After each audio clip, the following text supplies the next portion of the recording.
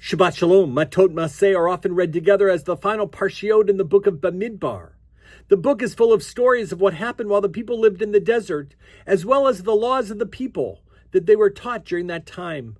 Moses taught us in this book about the laws of purity, about the Mishkan, about Lashon Hara, the future laws for the land once they enter it.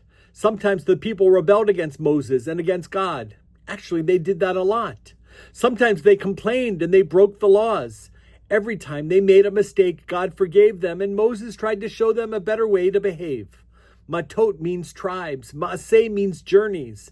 The book ends with a real doozy. Midian must be destroyed as Moses' last act of leadership before he died, and before the children of Israel can cross into the promised land.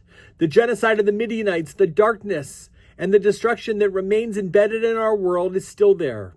I recently read the Ishbazer's Rebbe's commentaries on this parsha. He drashes that the name Midian is related to the word dimion, which means imagination.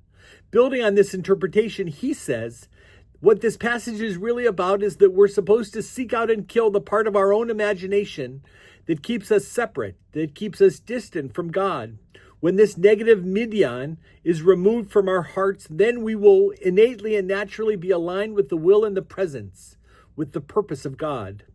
So what are the things that are blocking your path, hampering your imagination? In this, we conclude the book of Numbers, Bamidbar, the fourth book, in the wilderness. At this moment, the people of Israel stand at the banks of the Jordan in the final days of their wandering.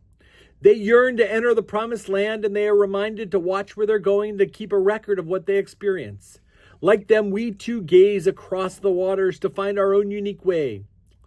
If you know what you've been through, you can learn something from your story, and you can tell that story to someone else. Your story, our story, is Torah.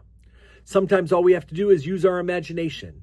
And as we end this book of the Torah, we say, Chazak, Chazak, Vanit Chazek. Be strong, and let us strengthen each other. Shabbat Shalom.